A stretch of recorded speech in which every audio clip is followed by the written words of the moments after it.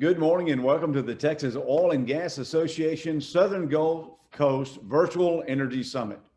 To say that we are in unprecedented times is really an understatement. The disruption to society from the COVID pandemic has made everyone worldwide adjust our way of living, working, and educating our children. That's why we are bringing to you this Virtual Energy Summit, powering your community. Oil and gas has been the cornerstone of the Texas economy and will continue to be. The coastal bend and the Rio Grande Valley are dynamic to the Texas economy.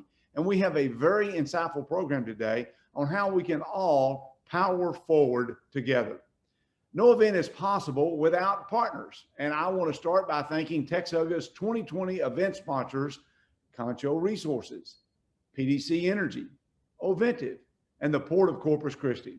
And a huge thank you to our Energy Summit Series sponsors, Marathon Petroleum, Occidental, Sempra LNG, and Energy Transfer. And we couldn't do this without our partners in the Coastal Bend and Rio Grande Valley, the Associated Builders and Contractors of Texas, Coastal Bend, the United Corpus Christi, Portland, Ingleside, and Aransas Pass Chambers of Commerce, the Corpus Christi Regional Economic Development Corporation, and the RGV Partnership. Many families have benefited and businesses have grown substantially in the Southern Gulf Coast region thanks to oil and natural gas activity. And just as this mighty region has prospered, so has Texas. Oil and natural gas is driving growth and prosperity along Texas' Southern Gulf Coast with record crude oil, liquefied natural gas, and exports of refined products, as well as new manufacturing projects. Port activity in the region is related to over $600 million in tax revenues directly to schools, cities, and counties, and billions of dollars in personal income. Additionally, tens of thousands of Texas families are supported directly by the industry in jobs that pay an average of $125,000. More about the statewide benefits later. Right now, it's important to know that while producing the revenues that funds our schools, our roads, and first responders, oil and natural gas companies are simultaneously investing heavily in environmentally sound technologies that are resulting in significant environmental progress. Pioneering technologies, innovations, and advancements allow the industry to develop and deploy cleaner energy technologies and world-class emission control systems. The industry's commitment to progress is a major reason why air quality has dramatically improved over the last 20 years. All in all, Texas is cleaner, stronger, and better because of the positive influence of oil and natural gas produced right here in the Lone Star State. But it's not just our industry that recognizes this. A recent study confirms that 7 in 10 Texans support a candidate who supports domestic energy production. And a recent national report revealed that U.S. workers actually like and prefer their oil and natural gas jobs, saying they provide better pay, better health benefits, pensions, and career opportunities than those in renewable industries. And this is important because many politicians are talking about transitioning oil and natural gas industry workers into the green energy sector. But the people doing the work, they say they're happy with their jobs. And it's important to know that any plan seeking to undermine this industry will set back climate progress, put Texans out of jobs, decrease funding for our state and local governments, and increase your energy cost while making us dependent on foreign sources for our basic energy needs. Knowing how imperative this industry is to our state, it's so important to make your voice heard in the upcoming election. On the screen, you'll see important voter registration information and upcoming deadlines. Please be sure to mark your calendars to go vote this year and to take a family member with you. Take several friends with you, as a matter of fact. It's important that you vote, and it's also important to back candidates who understand we can have both a good environment and good jobs. To talk about jobs, I want to introduce our first 2 guest speakers today. They're going to lead off our discussion of how oil and natural gas industry is powering your community.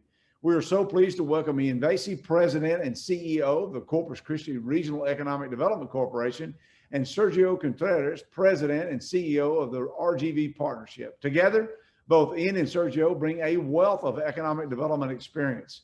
And as we speak, billions of dollars worth of private capital is being invested along the Gulf Coast, thanks to the work of both of these gentlemen and of their organizations and their communities.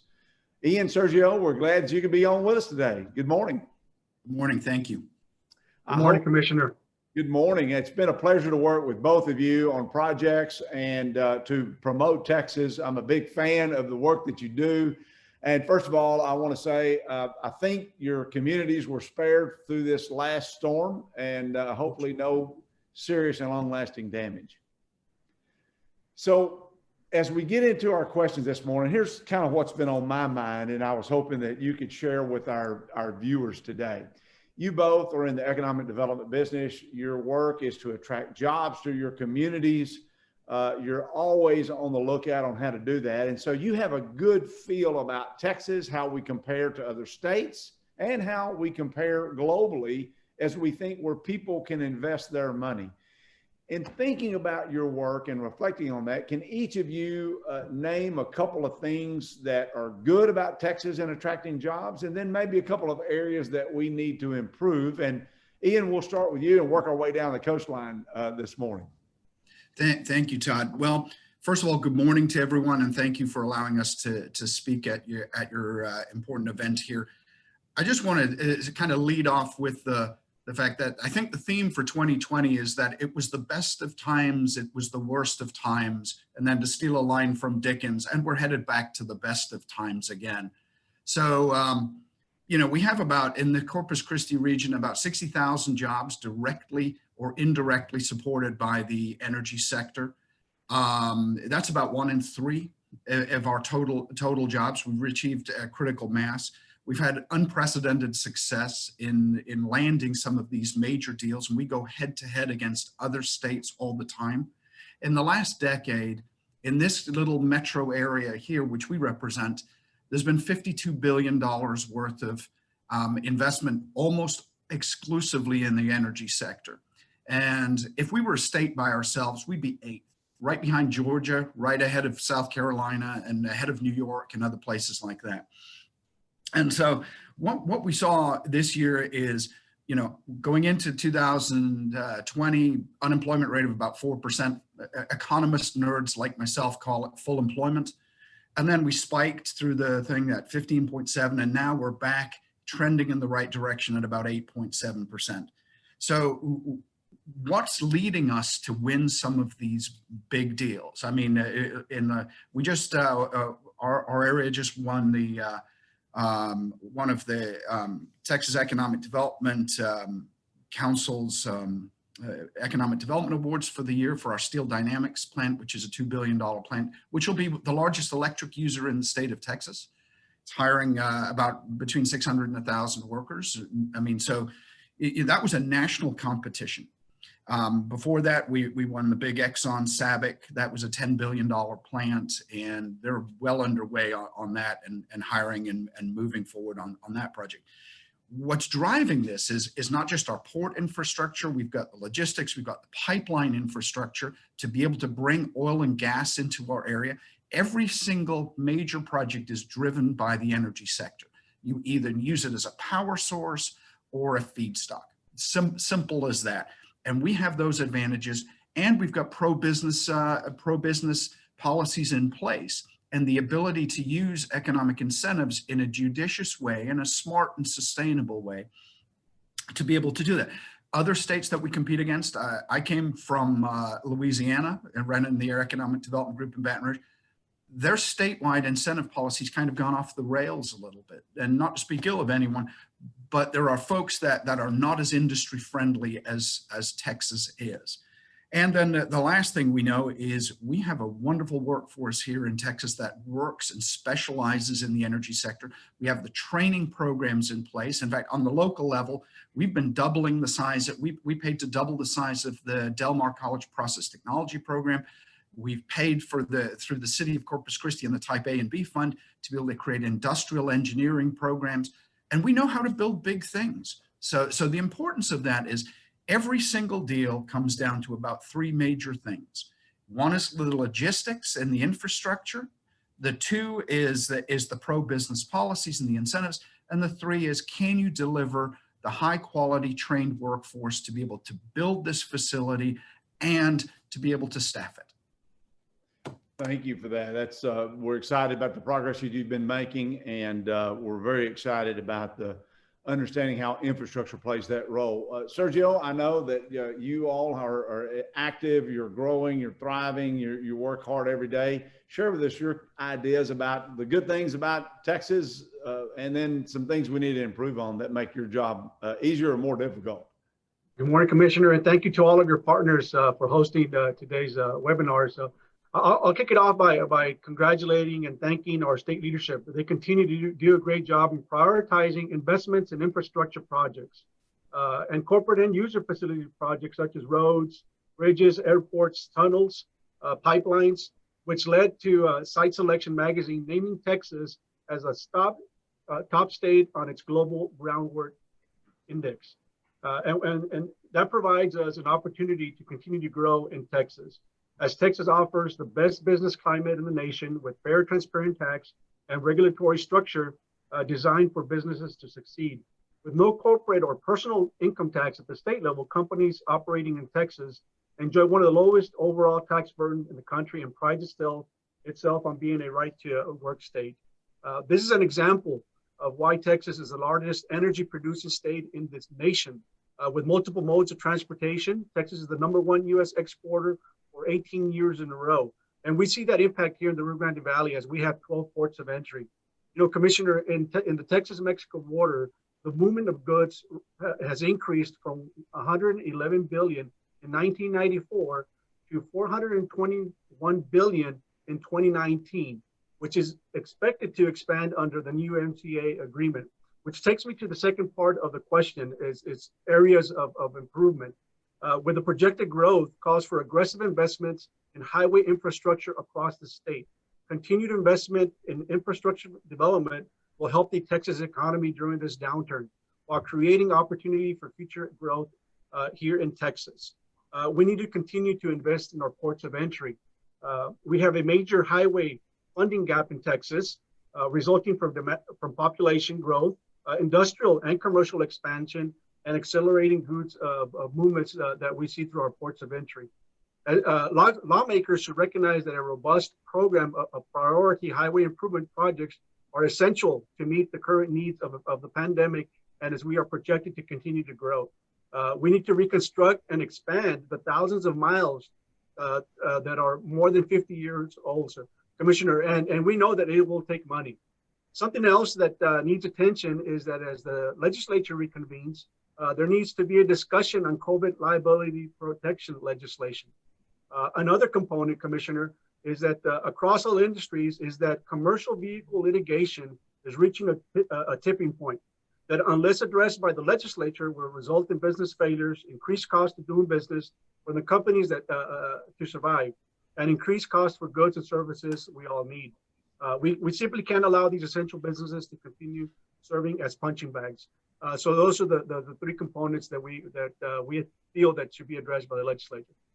Well, you've both given us some good things to think about. And what I'm hearing both of you say is that policies do matter when it comes to your ability to attract jobs to Texas. You know, it's interesting, Sergio, you mentioned transportation and highways. And I think for a lot of Texans, they may think in isolation of that ports do one thing, you ship and receive, but it's the supply chain that you have to deal with. And it's the infrastructure, Iain, that you mentioned, I think that ties all together. We're running a little bit short on time this morning. I love economic development. I love the work that you guys do bringing jobs to Texas. I want to get into some environmental issues. Before I do, just quickly, could we, let me ask you this. Chapter 313 is an economic development program that enables Texas to we don't write checks to companies with Chapter 313, but what you tell a company, if you're located in Texas, we won't tax you as much as you would otherwise pay. That is set to expire unless the legislature reauthorizes it this next year. From your perspective, both of you gentlemen, real quickly, not too much, but how important is that on a scale of 1 to 10 of get reauthorized for your ability to land these big projects in Texas? It's critical. Absolutely, it's a must-have.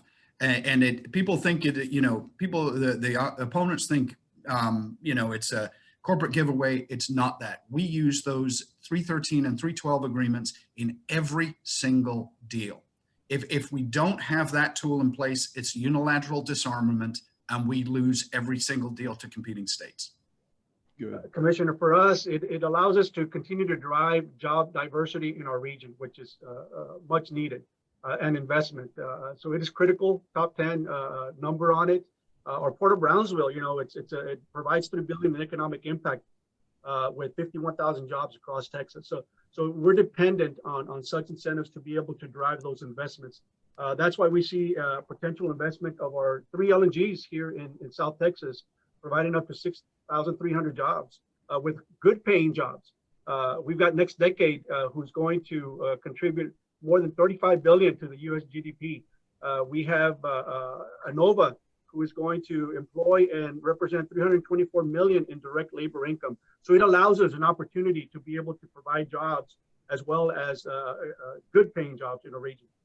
That's so important. Go ahead. I would just add, Commissioner, really importantly, because of the school funding formula, the Robin Hood statute, if you remove the 313, we will have school districts that go into insolvency, the equivalent of public bankruptcy, without that tool in place. That is so important that we heard your perspective. We know the legislature is going to take up this issue and consider it, and we need to be competitive. And so from y'all's perspective, it's certainly just one of doing business in Texas. We really appreciate that. I've got time for 30 seconds for each of you to take to tackle a very big issue, and that is environmental issues. Climate progress is on the minds of all Americans these days. And industry has made a strong commitment for environmental progress.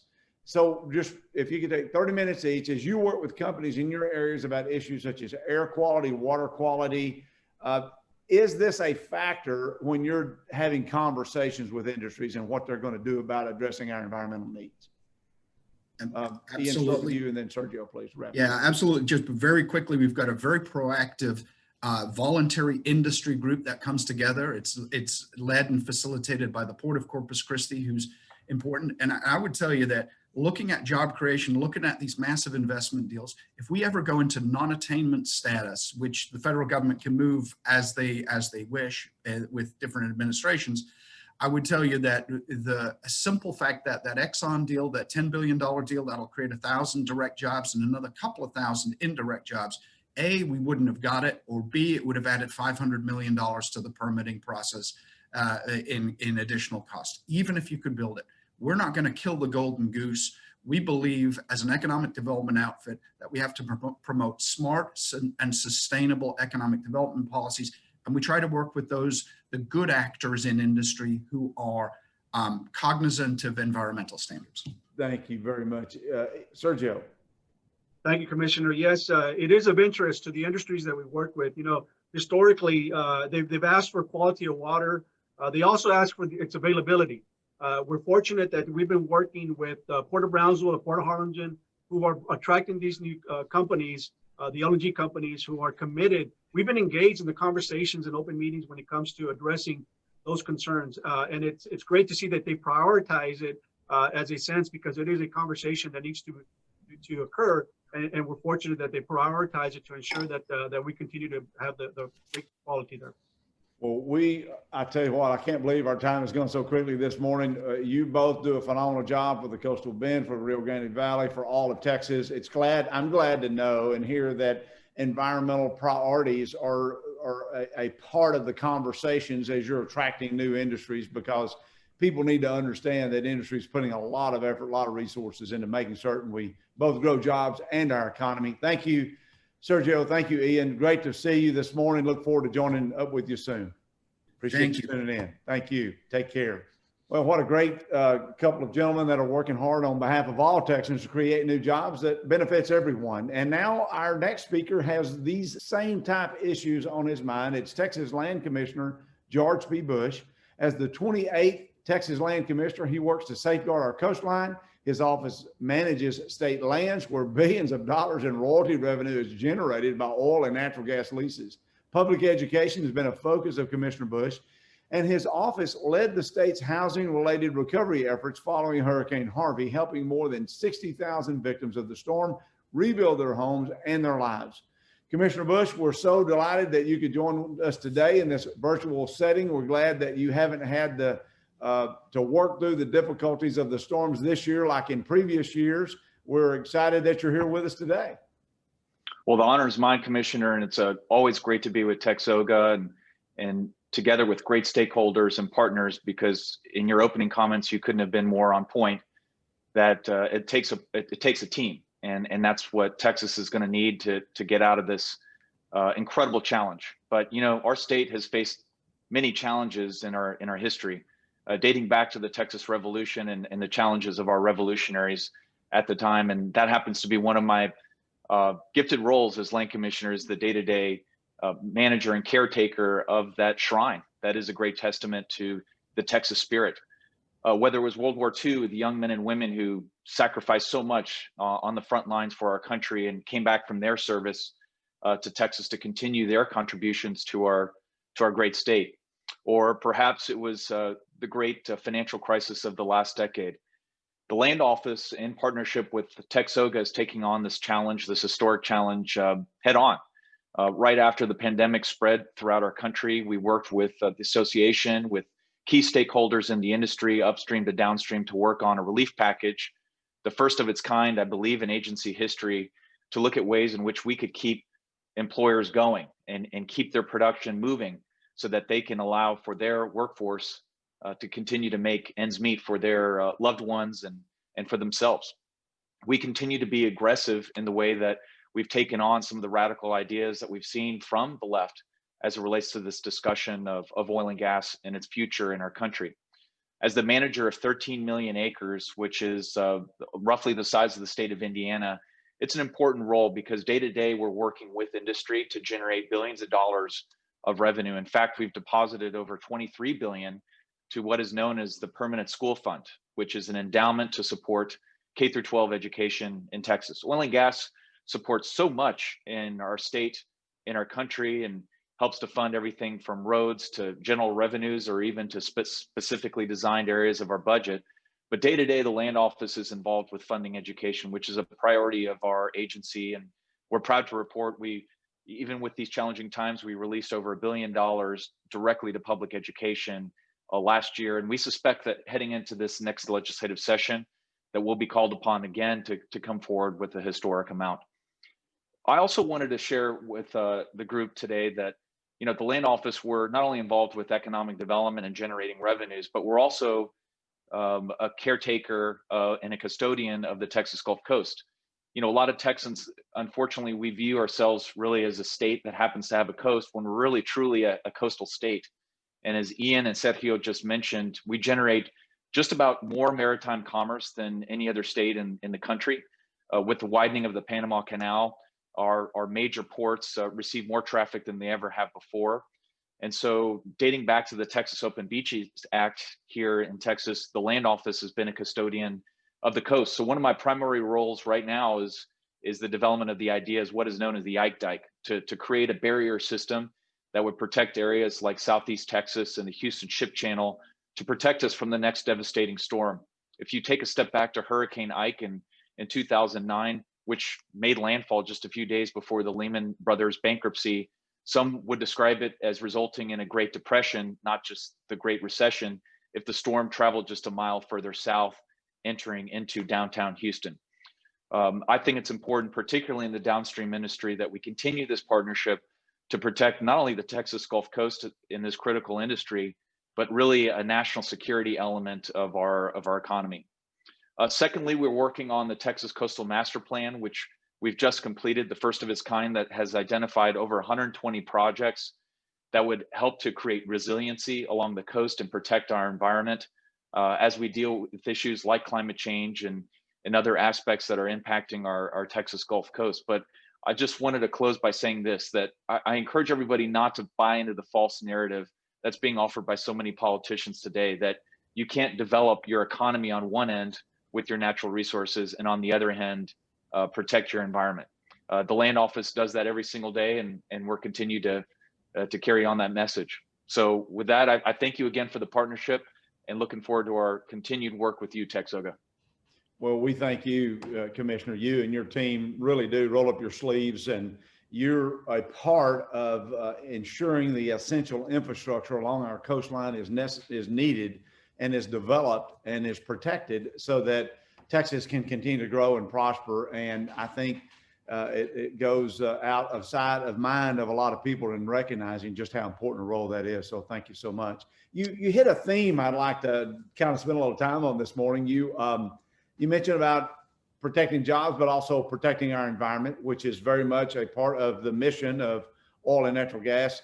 The California governor made some news yesterday about banning fracking in California, about banning combustion engines in California, which I think is so misguided. It's misinformation, one thing, because we know, you and I know, and most people in the industry know that fracking's been around for decades, 70 plus years. It is only a small part of the process of recovering hydrocarbons. And so as you work to be a steward of our resources in Texas, of the state's minerals, can you talk to us a little bit about environmental standards that companies must comply with if they're going to lease state lands? Is that a part of your conversation with companies as you work through and lease these minerals? When we came into office, we immediately changed our standard lease with industry, and we actually require compliance with all federal state guidelines promulgated by the Railroad Commission. We've been very proactive in terms of methane emissions. We worked with University Lands, our sister entity that helps to fund public universities here in Texas, to work on a methane emissions policy. So you can right now check out our website where you can look at some of our goals in 2030, 2040, 2050 to look at this holistically. But Todd, I think you touch on a very important issue where California has totally bought into the false narrative that you can immediately switch the light off. And we're seeing an absolute disaster, the likes of which is resulting in a huge exile to the state of Texas. You know better than anybody, almost 150 people are moving to Austin every single day, and half of them are from California because of their dismissal entirely of economic development opportunities in the state. Technology and the beauty of the state have carried it for a while, but if they continue to antagonize industry and diminish the contributions of the oil and gas industry, you know, it's not unforeseeable for Texas population to exceed that of California in the short term. So look, I think Texas, we have the right model, the right vision, which has resulted in the Texas miracle, as Governor Perry once called it, that finds that balance, that's sensible, it's pragmatic, and it makes common sense. And that's why businesses will continue to invest here and people will move here. And as a result, it's lifting millions of people out of poverty. We all have a better quality of life. There are more job opportunities for Texans. And so we appreciate your philosophy that is reflective of that of many Texans. You know, when I hear the word energy transition, to me, that means that energy, oil and natural gas is transitioning to a lower emissions future. Every day this industry is pioneering technologies that are making our air cleaner. In fact, worldwide air quality is cleaner today because of affordable and available natural gas that's being exported all over the world and making air quality cleaner. So it's kind of odd to think about not having this as part of our energy mix. And we're kind of an all of the above approach at the Texas Oil and Gas Association, which, you know, that we think consumers should be choosing what type of energy sources they want, and that we all need to be working toward environmental progress. And so thank you for your efforts and your leadership and steering and guiding and your stewardship of that of state lands. I know it means a lot. You mentioned about the billions of dollars that are being generated. You know, if oil and gas wasn't here, those dollars would not be available that you're generating, that's funding public education. You have made public education one of your core priorities as commissioner.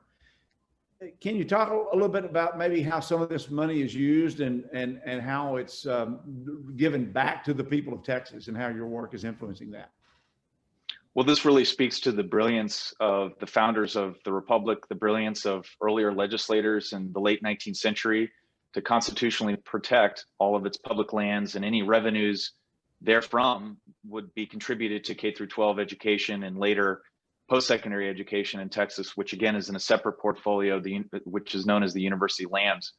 But if you look at the current day, what is exciting is that oil and gas has plugged huge budget shortfalls, whether it was last budget session and funding a large investment into public education through HB3. Our portfolio contributed $1.2 billion to help fund that. And again, oil and gas helps to fund a good portion of the Economic Stabilization Fund, which will be utilized for situations like this. And our endowment now exceeds any other K through 12 endowment you'll find in the country. And again, going back to California, this is a state that has an annual budget of about 120 billion. They will have probably a $50 billion shortfall because they totally kicked out industry from the state. They've chased out the last remaining upstream company. Whereas in Texas, our endowment now exceeds, it's almost the size of Harvard at $42 billion and can be utilized for crisis situations like this. So we're regularly in consultation with the legislature, with the State Board of Education. And again, we're going to be able to plug a huge shortfall and be in a great position and have a surplus in our rainy day fund because of oil and gas. Well, yeah, $42 billion. I want that number to sink in for our viewers a little bit. That is all from the work of oil and gas and the work that you've been doing through the Permanent School Fund. And it's kind of ironic that it rivals Harvard's revenues and their endowment there that we have for public education here at K through 12 in Texas. Thank you for your stewardship of that and that of your team. You know, in thinking about the theme of oil and gas and education, I'm just thinking about our future. You might have heard a little bit of Iain and Sergio, our economic development professionals in Corpus Christi and the Rio Grande Valley. They talked about the importance of a workforce as one of the pillars when they're attracting, you know, jobs and new businesses to our Gulf Coast region of Texas. And so, to me, and I want to get your perspective, I think about our education system is really, we're preparing the next generations of Texans to work. And a lot of times there seems like there's a disconnect there, but how important is that workforce and is technology going to continue to play an even bigger role as we have an educated workforce in the future? Well, first I got to say that Iain and Sergio are the reason why the Texas Miracle is alive and well, because we have some of the best economic developers in the country, if not the world. They are top notch, and I've seen them in action, and they do a great job of closing deals. You know, what I love about the Texas education model is that we are flexible and we have pivoted, and it's occurring right now as we speak. There are great educators that are figuring out ways to close the digital divide. You know, I happen to be a working parent myself. I have two boys, 5 and 7, and one of them actually right now is taking a break from his class. But a lot of families are figuring out ways to prepare, and along with educators, for the economic opportunities of tomorrow. And so I think the pandemic accelerates. It's obviously had some impact on the price of on the commodity, but it's resulted also in acceleration of how we use digital education for kids to find promising opportunities in the oil and gas industry quicker than ever before. You've been in the classroom with me in community colleges and middle schools, even high schools, where technology will result in bridging that gap and allowing young people in our state to find some very lucrative opportunities. Like you said, $120,000, that's almost as much as the Texas Land Commissioner. I want to sign up for a job in the industry. So all to say that, you know, it's been exciting watching Texas educators and leaders in our public schools really step up to the challenge. And I think it's going to result in finding even more talent, because as Iain and Sergio pointed out, we can't source enough of these placements right now. We've got to train for the future, and it's community colleges, it's workforce academies, it's technical schools, but increasingly K through 12 is stepping up as well. You know, that's a great perspective that you bring, and we have been in the schools together and seen the light bulb turn on in children's faces and minds as they are introduced to STEM technology at a level in the 4th through the 6th grade. And thank you for promoting that STEM education in our classrooms and helping get the attention of our kids.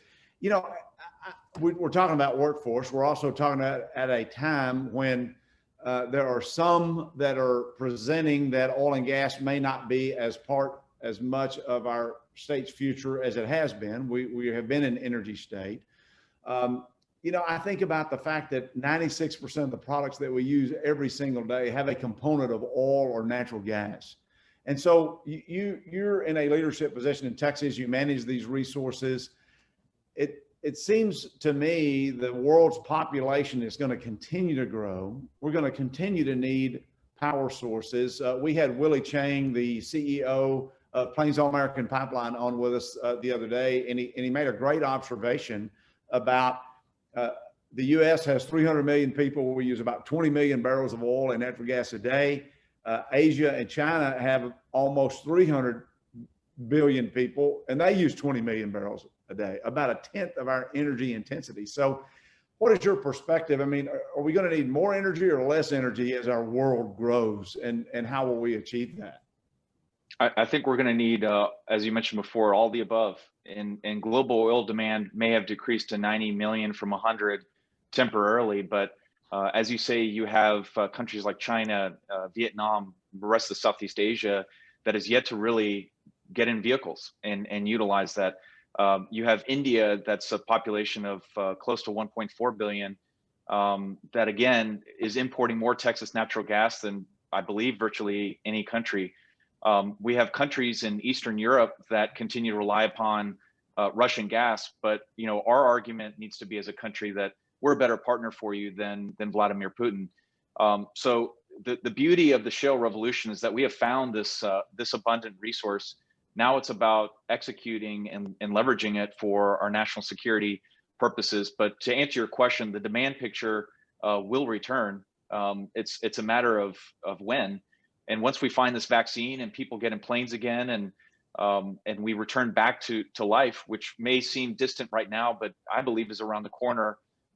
It's hard to imagine a country that can't move forward without oil and gas. And so, what we can do as a partnership in the meantime is for us to still remain as the capital of energy opportunities in this country.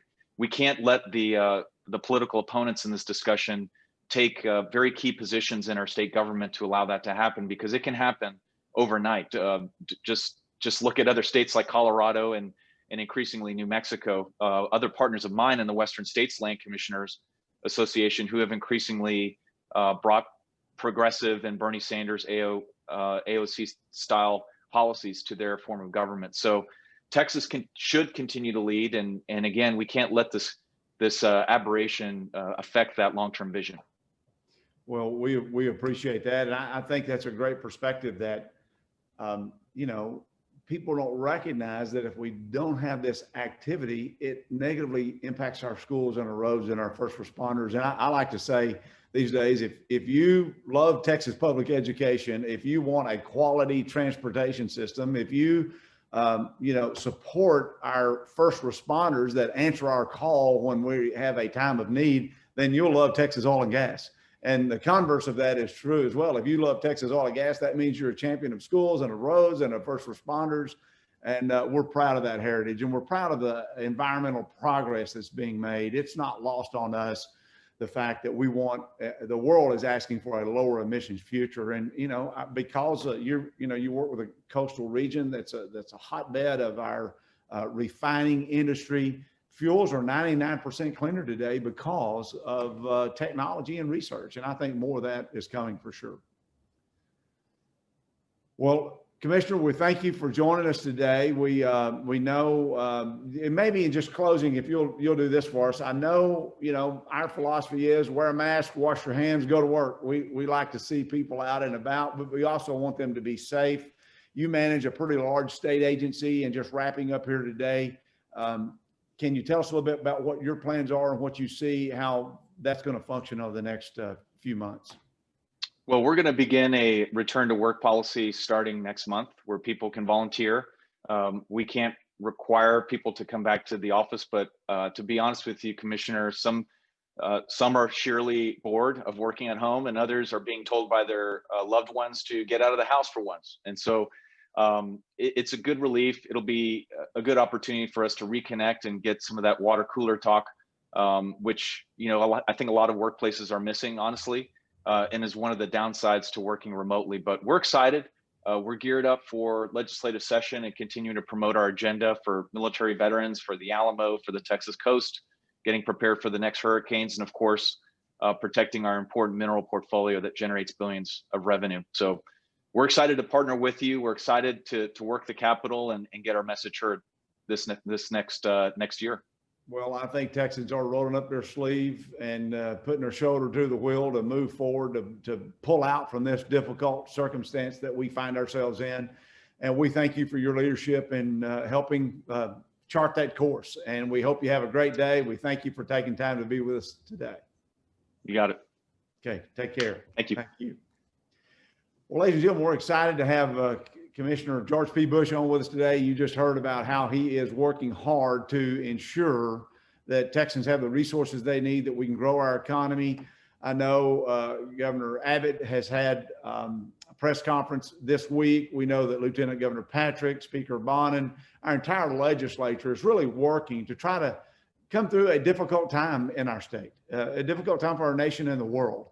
And I think Texas is shining. I know that not everything is perfect. I know we will do an after event assessment like we always do, but I am proud of Texans. I'm proud of the work. I've been out traveling here the last few weeks, and I see Texans being respectful of one another.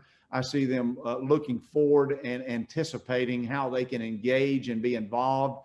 And that's what we want you to be thinking about, is how to engage and how to be involved, how to tell the story of oil and natural gas, how we're cleaner, stronger, better than ever before, how we're committed to environmental progress, and how we are making the world a better place. And without it, we have millions of people in the world that wouldn't have access to affordable, reliable energy. And we have a video for you that I want to play right now that talks about just a little bit about how you can get involved and a little bit about the message of oil and gas. So take a listen.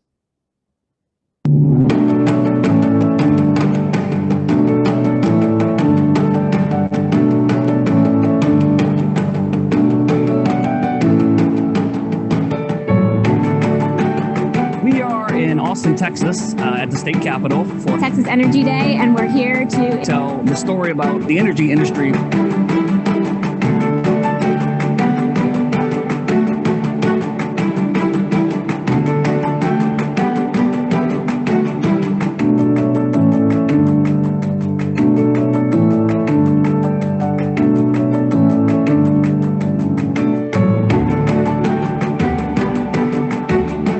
Energy Day is a day for the folks who work in the oil and gas industry to tell our story to our legislators about the importance of the energy industry for Texas and for the country. It's very important for me to be here and talk to our legislators so that message is heard.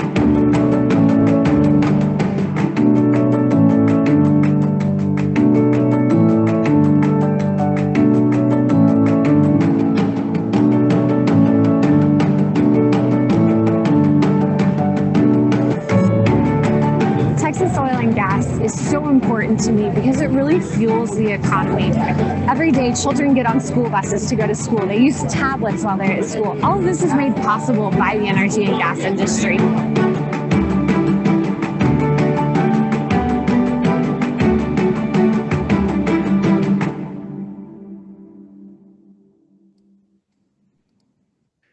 You just saw how important it is to be involved, and that was from the Texas Energy Day at the Capitol. We are so excited today to have our United States Senator Ted Cruz with us. Good morning, Senator Cruz. Good morning, Todd. Good to be with you. Well, we know that your world has been busy this last few weeks. More than just a little things are coming your way. Thank you for stepping up for Texas. Thank you for your strong voice for our nation. We know you understand that your job has been made easier because of a robust and available amount of oil and natural gas. And so thank you for being with us today. And you probably have a few things. I want to give you a few minutes just to tell us I know you've probably been playing golf about twice a day here, not much going on. So tell us a little bit about what's going on in Washington. We know it's a very busy time. Well, Todd, look, you're right. It is a crazy time right now. I just came from a Senate Judiciary Committee hearing. We are obviously right in the midst of dealing with a Supreme Court vacancy. That's the major item that is going to consume time over the next month. Justice Ginsburg, as you know, passed away on Friday. The president has said he's going to nominate a new justice on Saturday, and the Judiciary Committee will be taking up that confirmation, and I believe we will confirm that new justice before Election Day. But Senate Democrats are doing everything they can to light themselves on fire and stop it. So I just spent the last hour and a half listening to them scream how the sky is falling and it's terrible that President Trump is nominating Supreme Court justices. We're going to do our job, and our job is to confirm strong constitutionalists on the court. It's a big part of the reason the American people elected President Trump, and it's a big part of the reason the American people elected the Republican majority we have in the Senate, was to confirm constitutionalist justices. Well, we thank you for your work and your leadership there. I know it's of interest to all Texans on how that process goes. I want to shift a little bit. I know it's a little bit of what you've been working on the last a few days, but you know, in thinking about pre-COVID, our oil and natural gas industry was obviously as robust as ever. We had a record number that was paid in state and local taxes and state royalties just in Texas of over $16 billion. That's, even an Aggie like me, Senator, knows that's $44 million a day going to fund our roads, our schools, our first responders. And we're proud of the role that we play. From your perspective, you see this from a global perspective. I mean, can you share with us, has the strength of the oil and gas industry impacted geopolitical positioning, our strength abroad, the overall national security picture? Explain to us how that works in with the Congress work. It's impacted it massively. If you look at the American energy renaissance, and in particular the shale revolution that played out in Texas, that the Permian Basin has been ground zero for this revolution. As you know, the United States is now the #1 producer of oil on the planet and the #1 producer of natural gas on the planet. The impact on geopolitics, you know, most of us, we haven't really absorbed what that shift means. We're still used to thinking of ourselves in the mindset of the 1960s and the 1970s, where we were dependent on massive imports, where our economy was fragile, where the Middle East had the ability to just do devastating damage by holding energy hostage. We are now the world's energy superpower. That has had an enormous benefit on multiple fronts in terms of the jobs it's produced, high-paying jobs throughout the oil and gas industry, throughout energy. It has played an enormous part in terms of bringing manufacturing jobs back to America. That low-cost, abundant energy gives us an advantage over other countries like China in terms of manufacturing, and bringing the blue-collar jobs that really were the backbone of the American middle class for much of the past century, but jobs that had been fleeing America. The men and women on this call are a big part of the reason those jobs have been coming back to America. But it also means in dealing with our enemies, and for whatever reason, an awful lot of oil and gas, the good Lord saw fit to put it in places with really bad guys in charge. And tyrants and dictators and very dangerous regimes. And whether you're talking about Russia or Venezuela or Iran or much of the Middle East, and the energy production we have, the geopolitical chessboard has been totally transformed. I'll give an example.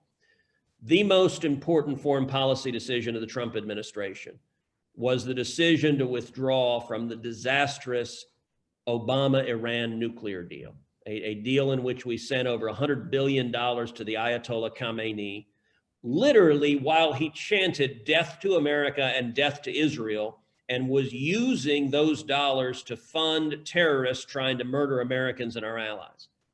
Well, we pulled out of the deal. The president did so. I urged him to do so, and he agreed with me, overruled his own State Department and his own Defense Department to do so. As a follow-up to that, we still had in place oil waivers that we were allowing Iran to produce and sell 1 million barrels a day of oil under these oil waivers.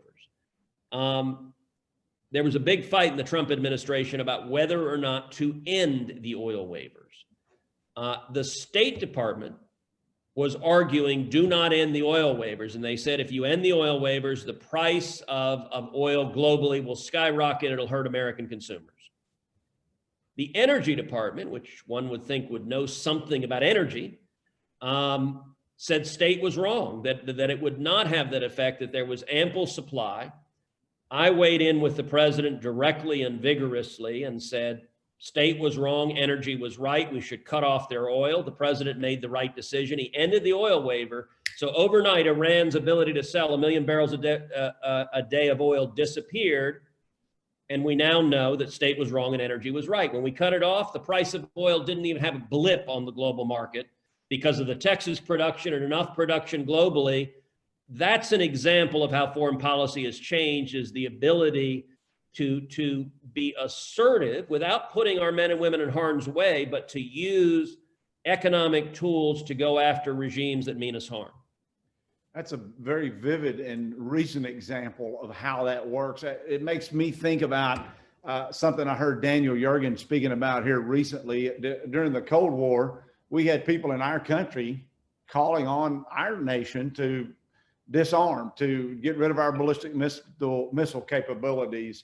And because we didn't, and we had leadership like you're demonstrating today, and the president is, we held on to that capability, and the United States won the Cold War. And so I see I think about the Green New Deal today saying get rid of oil and gas. It's like we've finally become number one in oil production. We've become number one in gas production. We're exporting clean natural gas around the world that's making the world's air quality cleaner.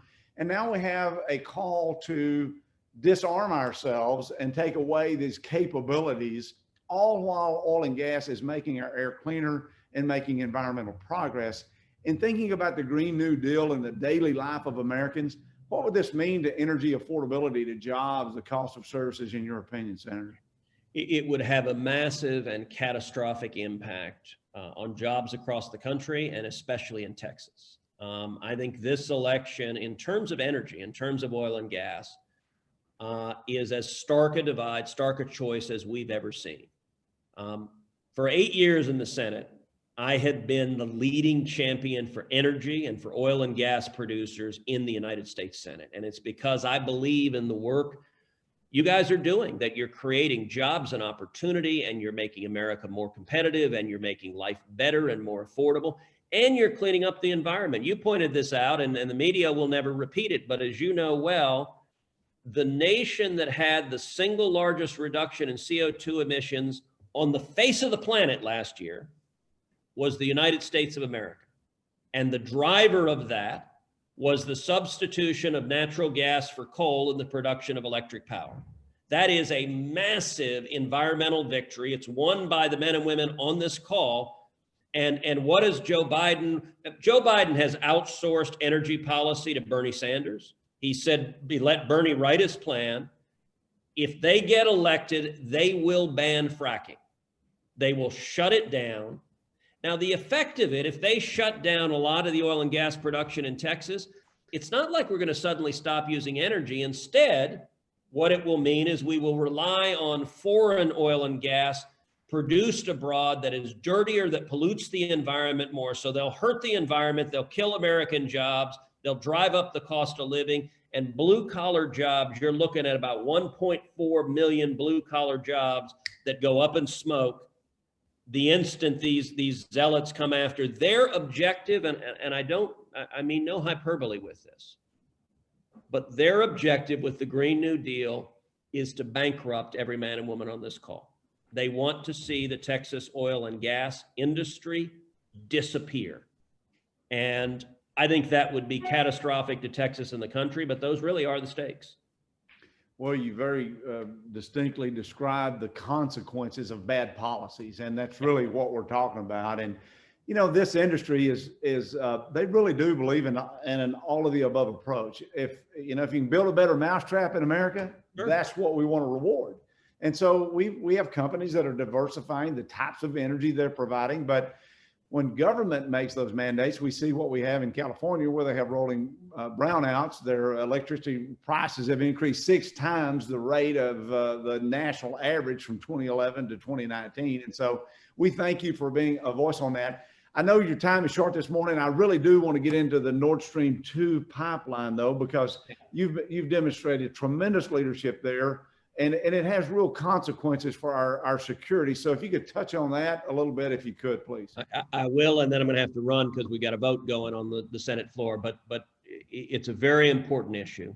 So as you guys know, the Nord Stream 2 pipeline is a pipeline that has been being constructed from Russia to Germany to carry natural gas. The pipeline last year was about 95% complete. I have led the effort for the last year to stop the Nord Stream 2 pipeline. Most people in Washington thought it couldn't be done. Early on, my efforts were met with a lot of ridicule and laughter, and this is hopeless and it can't be done. I authored sanctions legislation targeting the ships that were laying the deep sea pipeline, and it was bipartisan legislation. I teamed up with a Democrat, Jeanne Shaheen from New Hampshire. The two of us passed it through the Senate Foreign Relations Committee, on which both of us served, by a vote of 20-2. And we ended up getting it passed into law in December of last year. I had to negotiate directly with the chairman and ranking member of the Foreign Relations Committee, the chairman and ranking member of the Senate Armed Services Committee, the chairman and ranking member of the Senate Banking Committee, the Senate Majority Leader, the Senate Minority Leader, and then do the exact same thing in the House with the chairman and ranking member of each of those committees. We got all of them on board in December, right in the middle of impeachment, in a time when you have a total partisan warfare. We managed to come together, pass this into law.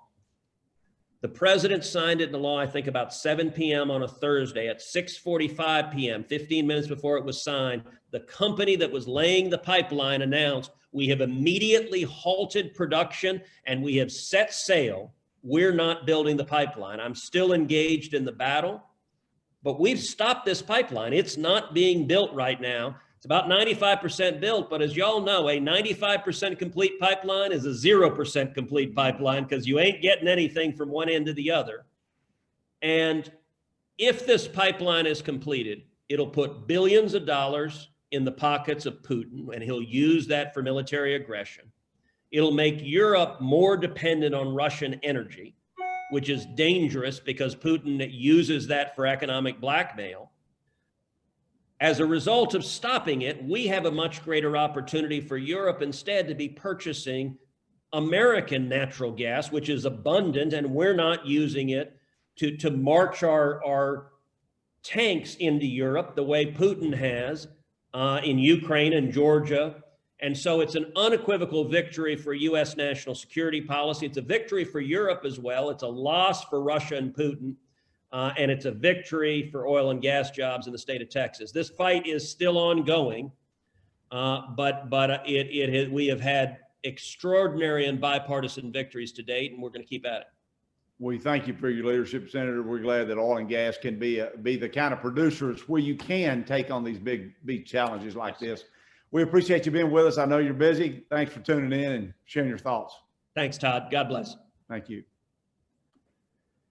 Well, thank you very much, Senator Cruz. We appreciate you being with us this morning. This just about concludes our program, ladies and gentlemen. We appreciate Iain, Vasey, Sergio Contreras, George P. Bush, our Texas Land Commissioner, all of you for your important and thoughtful comments this morning. We know there are challenges ahead, particularly as the state and communities along our southern Gulf Coast address budget issues. They're serious, just as the ones that Senator Cruz was just describing. I want you to know that the oil and natural gas industry looks forward to bouncing back. We look forward to being a part of a robust Texas, and we look forward to this pandemic getting under control where we can all return to something more like our normal lives. Texas oil and natural gas is making our nation, our globe, our state cleaner, stronger, better.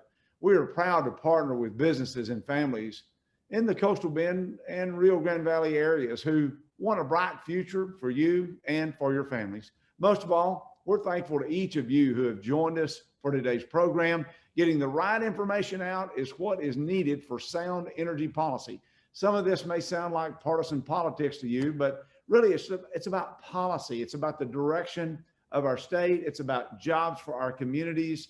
And it's about how we can work together, not work apart. It's how we can work together. So in order to work together, I'd like for you to take up your smartphone right now and send me a text. The number that you send to is 52886. That's the only number you need. It's on your screen, 52886.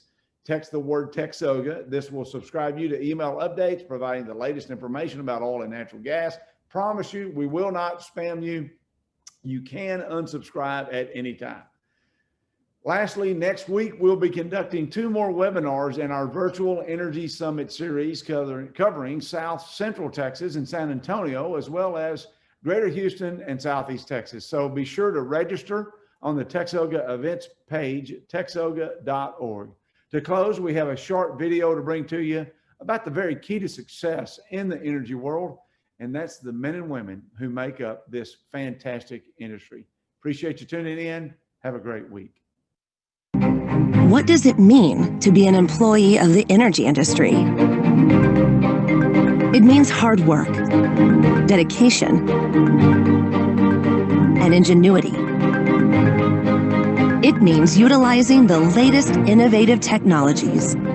It means proudly serving the industry that's defined Texas over the last 100 years. Our industry has fueled our past, and Texans can count on us to fuel our next 100 years.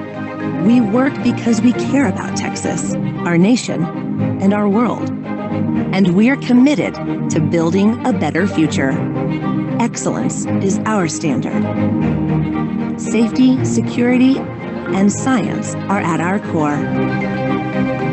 Over 100 years of excellence, ingenuity, and innovation. And we are always looking for ways to improve. Because this is our economy, our environment, and our future too.